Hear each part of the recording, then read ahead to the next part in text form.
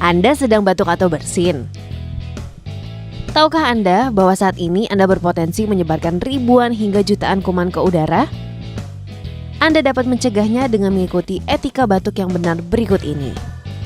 Saat Anda batuk atau bersin, selalu gunakan tisu atau sapu tangan untuk menutup mulut dan hidung. Jika tidak ada tisu atau sapu tangan, gunakan lengan bagian dalam, bukan telapak tangan. Gunakan masker yang menutup hidung dan mulut selama Anda batuk dan bersin. Buanglah tisu setelah digunakan ke dalam tempat sampah. Cuci tangan Anda segera dengan air mengalir dan sabun atau bersihkan dengan alkohol hand rub. Jangan membuang ludah atau dahak di sembarang tempat.